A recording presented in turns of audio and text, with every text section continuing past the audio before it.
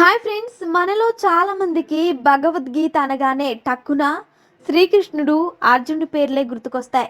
ఎందుకంటే మనకు తెలిసిన పురాణాల ప్రకారం శ్రీకృష్ణుడు భగవద్గీతను అర్జునుడికి మాత్రమే ఒక్కసారి బోధించారని, ఈ విషయం మహాభారతం గురించి తెలిసిన వారందరూ సులభంగా చెప్పేస్తారు. అయితే భగవద్గీత బోధన అంతకు ముందే చాలాసార్లు చేశారట. అత్యంత పవిత్రంగా భావించే గీత బోధన అర్జునుడి కంటే ముందే కృష్ణుడు మరికొందరికి చెప్పాడని చరిత్ర ద్వారా తెలుస్తోంది.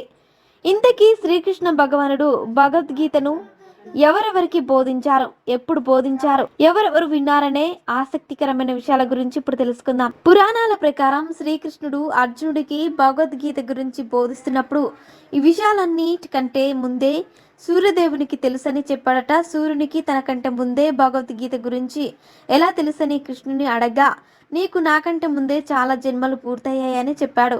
ఆ జననాల గురించి నీకు తెలియదని నాకు తెలుసని సమాధానమిచ్చాడు శ్రీకృష్ణుడు. ఇలా భగవద్గీత బోధన మొదట అర్జునుడికి కాకుండా సూర్యదేవునికి దక్కింది. పురాణాల ప్రకారం శ్రీకృష్ణుడు కురుక్షేత్ర యుద్ధంలో అర్జునుడికి గీతోపదేశం చేశాడు. ఈ ఉపదేశాన్ని సంజయుడు ధృతరాష్ట్రుడికి ఇచ్చాడు. సంజయుడు అతనికి సారథి. ఈయనకు వేదవ్యాసుడు దివ్య దృష్టిని చూసే అవకాశాన్ని కల్పించాడు. దాని సాయంతో గీత బోధనను ధృతరాష్ట్రుడికి వినిపించాడు. మరో కథనం మేరకు వేదవ్యాసుడు మహాభారతం గురించి రచించాలని మనస్సులో సంకల్పించుకున్నప్పుడు అతి తక్కువ కాలంలోనే తన శిష్యులకు ఎలా వివరించాలి అని మదన పడుతుండగా ఈ విషయం తెలుసుకున్న బ్రహ్మదేవుడు స్వయంగా మహర్షి దగ్గరికి వెళ్ళి ఈ గ్రంథం కూర్పు గురించి సవివరంగా చెప్పారట. ఈ నేలపై పుట్టిన వారిలో మహాభారతం రచించేందుకు ఎవ్వరికీ అర్హత లేదని, కేవలం మీరు మాత్రమే అర్హులని బ్రహ్మవ్యాస మహర్షికి చెప్పారట. అంతేకాదు, ఇందుకోసం శ్రీ గణేశుని ఆవాహన చేసుకోవాలని చెప్పారట. మహర్షి వేదవ్యాసుడి ఆదేశాల మేరకు శ్రీ గణేశుడి మహాభారత గ్రంథాన్ని రాశారు. ఈ సమయంలోనే వ్యాసుడు శ్రీ గణేశుడికి గీత బోధన చేశాడు. వేదవ్యాసుడు శ్రీ గణేశుడితో పాటు తన శిష్యులైన వైశంపాయనుడు, జైమిని, పాలసమేతుడికి మహాభారతంలోని లోతైన రహస్యాలను ఉపదేశించాడు. ఈ విధంగా మహాభారతాన్ని తన శిష్యులకు వివరించాడు. ఈ గ్రంథంలోని ముఖ్యమైన ఘట్టాలను, అధ్యయనాలను లోతుగా విశ్లేషించి వారికి నేర్పించాడు. దీంతో మహాభారతం గురించి ప్రతి ఒక్కరూ తెలుసుకోగలిగారు.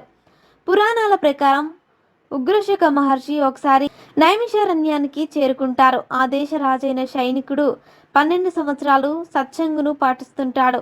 ఈ సమయంలో ఉగ్రశ్రవ్య మహర్షి సైనికుని మహాభారత గ్రంథం గురించి చెప్పమని అడిగాడు.